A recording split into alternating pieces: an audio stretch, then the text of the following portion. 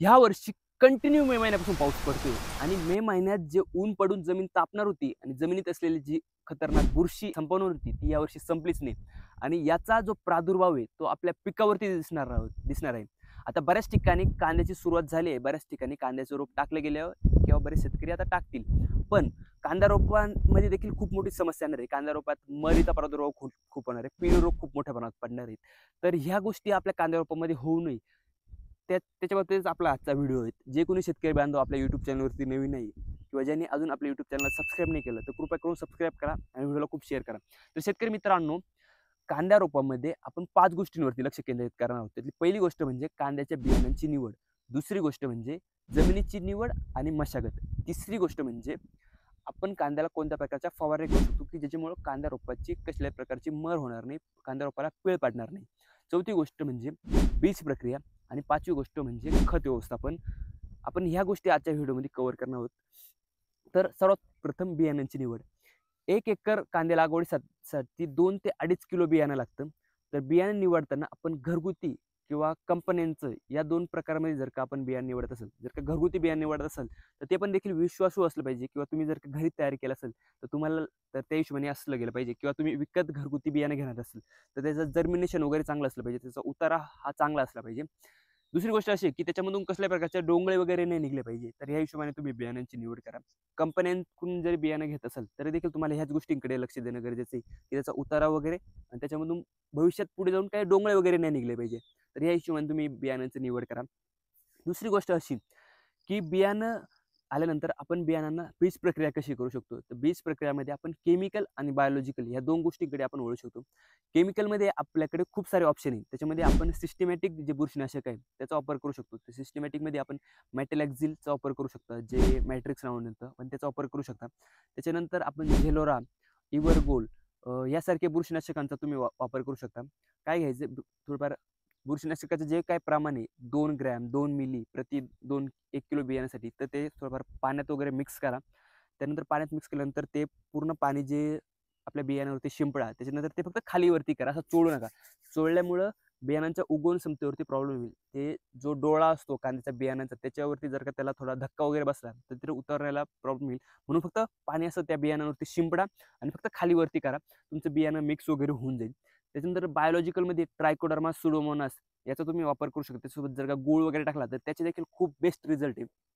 आता बीज प्रक्रिया झाल्यानंतर आपण जमीन कशी निवडायची. आता जमीन निवडताना जमीनमध्ये पाणी कसल्या प्रकारे साचून नाही राहायला पाहिजे. आपल्याला थोडी भुरकट जमीन निवडायची. पाण्याचं जिथं उत्तम वगैरे निचरा होईल या हिशोबाने आपल्याला जमीन निवडायची. जमिनीला चांगला उतार असला पाहिजे ज्याच्यामुळे जमिनीमध्ये कसल्याही प्रकारचं पाणी नाही साचणार. आता खूप जर का आपल्या भागात जर का पाऊस पडत असेल तर तुम्ही गादी वाफेचा वापर करा की जो असा गादी जर का वाफा जर का असेल आणि त्याच्यावर जर का तुम्ही बियाणं टाकलं तर पाणी फक्त खाली येऊन वाहून जाईल. वरती जे आपला रोप आहे त्याला काही होणार नाही. तर या हिशोबाने तुम्ही जमिनीची वगैरे निवड करा. आता जमीन निवडल्यानंतर आपल्याला बेसल डोस कोणता टाकायचा आहे. आता बेसल डोस टाकताना तुमच्या जमिनीत जर का हुमणी वगैरे त्याचा जर का प्रादुर्भाव झाला असेल तर आपल्याला हुमणीला कंट्रोल करायचं आहे.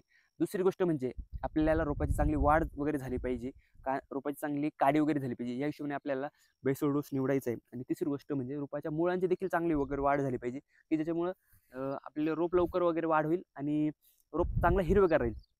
तर या हिशोबाने आपल्याला बेसल डोसमध्ये आपलं निवडायचं आहे. आता बेसल डोसमध्ये आपण निंबोळी पेंट साधारण मी 20 गुंठा क्षेत्रासाठी सांगतो. निंबोळी पेंट आपल्याला 1 बॅग वापरायची. त्याच्यामध्ये आपण 20 ते 25 किलो 10-26-26चा वापर करू शकता. आणि तिसरी गोष्ट म्हणजे मुळांचा चांगला विकास झाला पाहिजे. तर त्यासाठी आपल्याला झायटॉनिक एम किंवा कोणत्याही कंपनीचा चांगला मायक्रोरायझा घ्यायचा आहे. आपण रॅली गोल्ड देखील घेऊ शकता. आपल्याला साधारण एक 4 किलो घ्यायचं आहे. चांगलं मिक्स करायचं आहे. आणि अजून एक गोष्ट शेतकरी मित्रांनो की ते देखील खूप इम्पॉर्टंट आहे की जमिनीमधील जी असलेली बुरशी ती देखील आपल्याला संपूर्ण नष्ट करायची. त्यासाठी आपण ट्रायकोडर्मा आपल्याला साधारण 1 किलो घ्यायचा आहे. चांगला खताला वगैरे चांगला मिक्स करून एकत्र करून तुम्ही फोकून जर का दिला तर देखील तुम्हाला खूप चांगले रिपोर्ट भेटतील. बेसोडोस टाकल्यानंतर आपल्याला बियाणं वगैरे टाकून घेतल्यानंतर साधारण आपलं बियाणं हे एक 4थ्या-5व्या दिवशी उतरून येईल आणि एक 8व्या 9व्या 10व्या दिवशी आपल्याला पहिली फवारणी करायची. पहिली फवारणी इतक्या लवकर का करायची.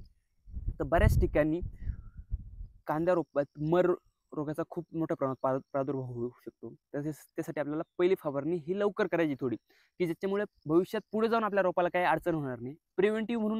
प्रिव्हेंटिव्हमध्येच ही आपली पहिली फवारणी असणार आहे.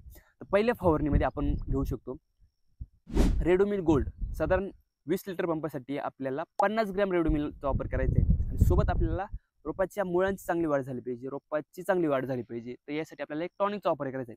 टॉनिकमध्ये आपण बायोविटा एक्सचा वापर करा, खूप मस्त टॉनिक आहे. हे आपल्याला 20 लिटरच्या पंपासाठी आपल्याला 40 मिली वापरायचे. रेडोमिल गोल्ड सोबत बायोविटा एक्स आपण याची जर का फवारणी केली तर देखील आपल्याला चांगले रिझल्ट भेटणार आहे. आणि ही फवारणी झाल्यानंतर साधारण 7-8 दिवसानंतर आपल्याला दुसरी फवारणी करायची, जर का आपल्याला गरज वाटत असेल तर. जर का वातावरण खूपच खराब असेल, खूप धुकं बादाड किंवा खूप मोठ्या प्रमाणात जर का पाऊस वगैरे पडत असेल तर लगेच आपल्याला दुसरी फवारणी एक 7-8 दिवसाच्या अंतराने लगेच आपल्याला दुसरी फवारणी करायची. आता या फवारणीमध्ये आपण फॉलिओ गोल्डचा वापर करू शकता. फॉलिओ गोल्ड साधारण 35 ते 40 मिली प्रति 20 लिटरच्या पंपासाठी. आणि याच्यामध्ये देखील टॉनिक म्हणून आपण बायोटेक्स एक्सचा जरी वापर केला तरी देखील चालेल. बायोटेक्सचा वापर करा. आता ही फवारणी झाल्यानंतर साधारण रोप आपलं एक 20-22 दिवसाचा असल्यानंतर आपल्या रोपमध्ये तणांचा प्रादुर्भाव आपल्याला दिसायला सुरुवात होईल. आता तणांचा प्रादुर्भाव जर का दिसायला सुरुवात जर का झाली तर आपल्याला इथे तणनाशकाचा वापर करायचा आहे. तणनाशकामध्ये जेव्हा आपण तणनाशक वापरतो त्याचा खूप मोठ्या प्रमाणात आपल्या कांद्याच्या रोपाला झटका बसत असतो. तर तो झटका पण बसला नाही गेला पाहिजे. तर या हिशोबाने आपल्याला तणनाशकाची फवारणी करायची. तर तणनाशकाची फवारणी करताना आपण गोल आपल्याला 10 मिली घ्यायचे 20 लिटरच्या पंपासाठी आणि टार्गा सुपर सुद्धा आपल्याला 10 मिलीच घ्यायचे. आणि सोबत आपल्याला झटका वगैरे बसू नये म्हणून आपण त्याच्यामध्ये चिलेटेड झिंक आपल्याला 20 ग्रॅम घ्यायचं आहे आणि ही आपल्या तणनाशकाची फवारणी करून टाकायची. आता तणनाशकाची फवारणी केल्यानंतर रोपाला 100% थोडाफार प्रमाणात झटका वगैरे बसणारच आहे. तो झटका पण आपल्याला लवकर रिकवर करायचा आहे. त्यासाठी आपल्याला लगेच पुढचं आपल्याला खत व्यवस्थापन करायचे. आता खत व्यवस्थापन करताना आपल्याला लगेच त्याच्यामध्ये 20-20-0 साधारण 20 गुंठे क्षेत्रासाठी आपल्याला 20 किलो घ्यायचे.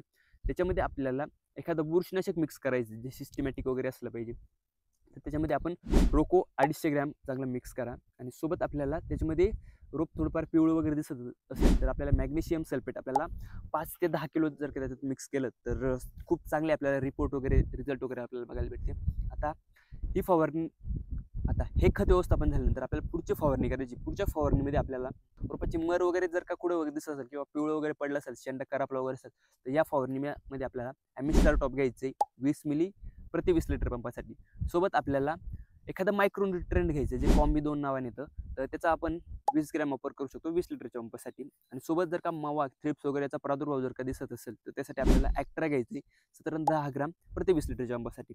ही फवारणी झाल्यानंतर आपलं रोप जवळजवळ या फवारणीनंतर लावायला येणार आहे. कोणत्याच समस्या वगैरे येणार नाही ह्या जर का संपूर्ण प्रॅक्टिस केल्या गेल्या तर. पण इन केस जरी आपल्या रोपामध्ये जर का बुरशीचा किंवा करपा वगैरे ह्या असेल किंवा रोप पीळ पडत असेल रोपाला तर आपल्याला शेवटची फवारणीकडे आपल्याला वळायचं. जर का गरज तर नाही पडणार पण इन केस जर का खूप मोठ्या प्रमाणात पाऊस वगैरे जर का झाला असेल किंवा जमिनीला आराम नसेल तर बुरशी जर का 100% मेली नसेल तर शेवटची फवारणी आपल्याला करायची. तर या शेवटच्या फवारणीमध्ये आपण प्रोफाईट घ्यायचे साधारण एक 40 ग्रॅम प्रोफाईट घ्यायचे. सोबत आपल्याला मेरिऑन घ्यायचं 10 मिली आणि सोबत आपल्याला जर्मिनेटर घ्यायचं 100 मिली प्रति 20 लिटरच्या पंपासाठी.